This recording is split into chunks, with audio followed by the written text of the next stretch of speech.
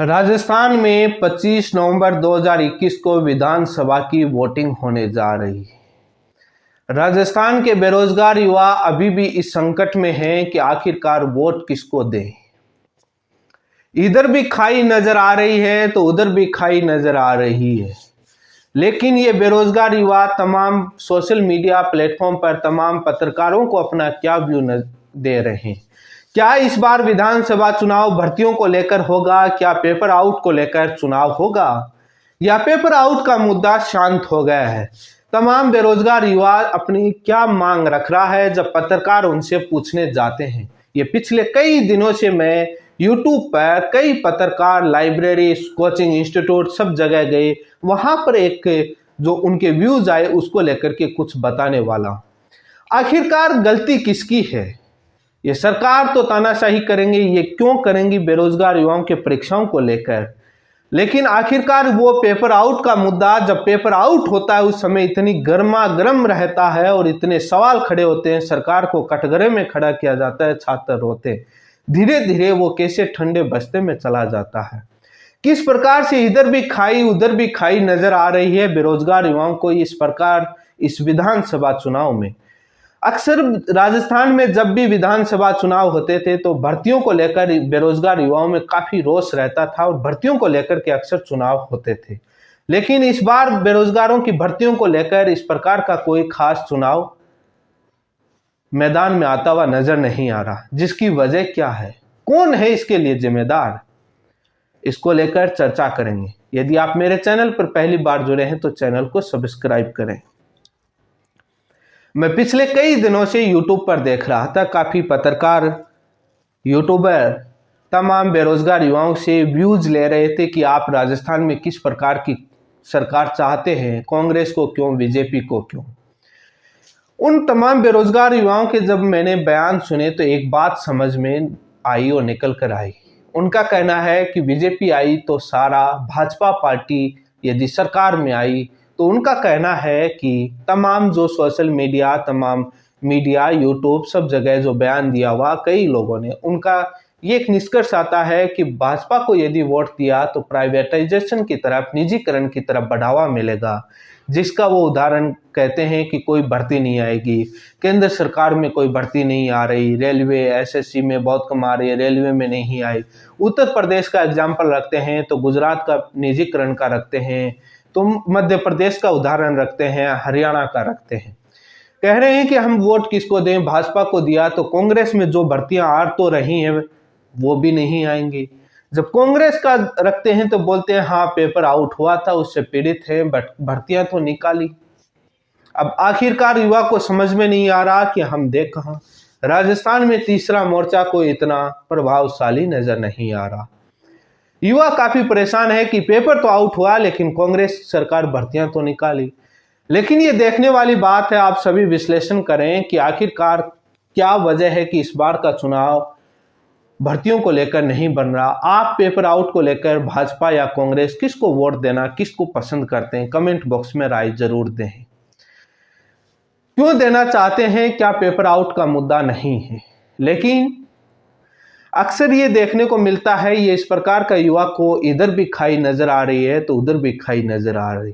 जब युवा से सवाल पूछा जाता है, तमाम पत्रकार जब पूछा कि पेपर आउट का मुद्दा कैसे गंभीर नहीं है, तो युवा कहता है कि पेपर आउट राजस्थान नहीं, उन कई राज्यों में भी हुआ, उत्तर प्रदेश, मध्य प्रदेश, गुजरात, कई राज्यों के उदाहरण देते हैं कि पेपर तो आउट वहां भी हो रहे हैं, राजस्थान में कोई अलग सरकार की कोई भूमिका नहीं है, वो गैंग है। यही बात तो राजस्थान कांग्रेस सरकार के मुख्यमंत्री और मंत्री कांग्रेस सरकार कहती है। वो जुबान उन बेरोजगार युवाओं पर आखिरकार आ गई। उनको इसलिए डर लग रहा है कि कहीं बीजेपी आई तो बीजेपी राज्यों में भी तो पेपर आउट हो रहा है। हालांकि ये सच है कि बीजेपी शासित राज्यों में भी पेपर आउट हो रहा है, लेकिन राजस्थान में जिस प्रकार से पेपर आउट हुए वो उतना बहुत ही गंभीर, जब पेपर आउट होते थे तब बेरोजगार युवा काफी परेशान होते थे और काफी सवाल खड़े करते थे बहुत भयंकर तरीके से। उस समय काफी कांग्रेस से नाराज नजर आते थे, लेकिन अब समीकरण दूसरी बनती हुई नजर आ रही है। युवा कह रहा है कि कांग्रेस सरकार आई तो आखिरकार क्या पता भर्तियां तो निकालेगी, लेकिन आप ये टास्क जरूर करना 2014 से 18 तक बीजेपी सरकार ने कितनी भर्तियां निकाली, टोटल कांग्रेस सरकार ने कितनी भर्तियां निकाली, तब पता लगेगा। लेकिन युवा को यह भी डर लग रहा है कि उस समय वसुंधरा जी मुख्यमंत्री थी तो उन्होंने भर्तियां निकाली, क्योंकि राजस्थान में एक बार कांग्रेस, एक बार बीजेपी, तो एक बार गहलोत जी, तो एक बार वसुंधरा जी, ये विवाद चलता आ रहा है।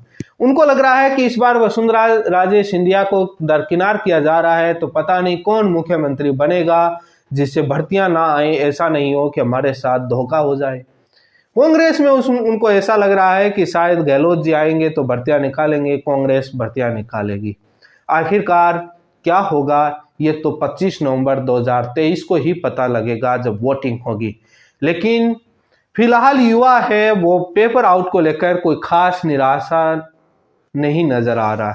उनका कहना है कि कोई ऐसा नहीं है, लेकिन ये कहीं ना कहीं उन बेरोजगार युवाओं को भारी ना पड़ जाए, ये भी सवाल है।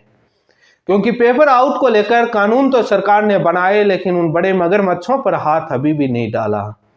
छोटी मुर्गियां पकड़ी गई, लेकिन बड़ी मुर्गियां अभी भी नहीं पकड़ी गई। उस पेपर आउट को बनाए हुए कानून वो एक लॉलीपॉप की तरह साबित हुआ। क्या कार्रवाई हुई, ये सवाल बीजेपी पार्टी पूछ रही है, विपक्ष लगातार पूछ रहा है। लेकिन इस प्रकार से अचानक से ईडी आना भी, युवा कह रहा है कि वोटिंग के समय, चुनाव के समय ईडी क्यों आई, पहले क्यों नहीं आई। इस पर भी सवाल खड़े हो गए कि पहले कहां थे हम जब 18 महीने से ईडी को बुला रहे थे, जोर जोर से चिल्ला चिल्ला करके सोशल मीडिया पर। लेकिन इस प्रकार से कांग्रेस के साथ नजर आ रहे हैं बेरोजगार युवा, तभी तो ऐसा लग रहा है कि राजस्थान में इस बार चुनाव पेपर आउट को लेकर के मुद्दे को लेकर कोई बनता हुआ नजर नहीं आ रहा। विपक्षी पार्टी हालांकि मुद्दा बना रही है, लेकिन बेरोजगार युवाओं को इधर भी खाई उधर भी खाई नजर आ रही है। दें तो दें कहां, बाद में वो सोचते हैं कि क्या करें। पेपर आउट का मुद्दा नहीं होने से वजह से ऐसा नहीं हो कि भर्तियों का मुद्दा भी नहीं बन पा रहा। वो कह रहे हैं कि कांग्रेस ने भर्तियां निकाली हैं, क्योंकि अक्सर जब भी चुनाव होता है तो वोट की वजह से, चुनाव सरकार लाने की वजह से राजनीतिक पार्टियां भर्तियों की घोषणा करते हैं और अपने घोषणा पत्र में डालते हैं। आप उससे जब बेरोजगार युवा निराश होता है, जब नाराज होता है, तो दबाव बनता है, तो एंटी कमेंसी होने से वो भर्तियों की घोषणा करते हैं। आप यदि ये बेरोजगार युवा इस प्रकार से एंटी कमेंसी नहीं बनाएगा, निराश नहीं नजर आएगा, तो भर्तियों की घोषणा क्यों होगी, ये भी तो एक सवाल। पिछले सरकार आचार संहिता लग गई, कोई 1,00,000 2023 की भर्तियों की जो बजट की घोषणा की वो भर्तियां नहीं आई, और आगे भी अभी तक घोषणा पत्र आएगा तब पता लगेगा क्या होगा क्या नहीं होगा।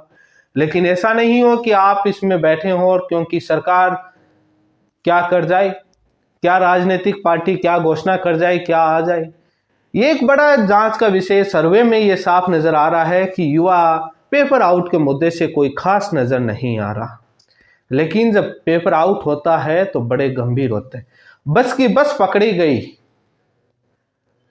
आयोग के सदस्य तक पकड़े गए, सीएचओ पेपर आउट की जांच अभी तक नहीं हुई।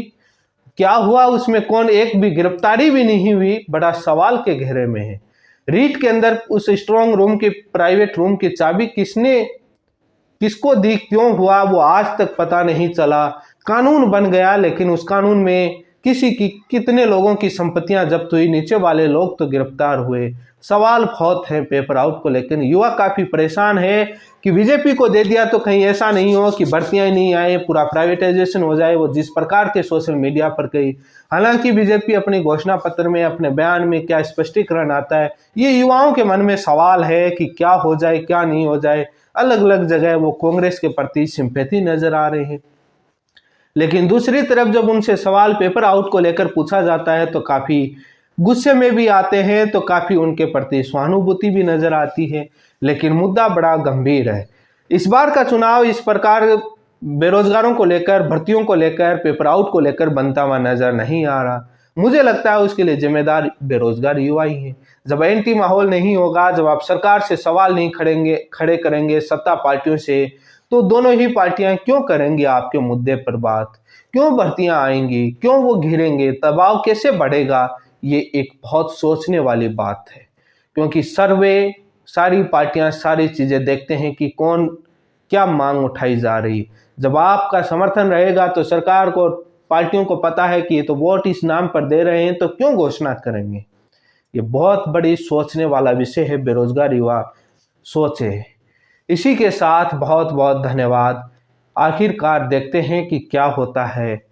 सर्वे में बड़ा पेपर आउट होता है तो तब पेपर आउट होता है, गड़बड़ी होती है, बड़े निराश, बड़े आरोप लगते हैं, बड़े गुस्से में आते हैं, लेकिन वो गुस्सा धीरे धीरे ठंडा हो जाता है।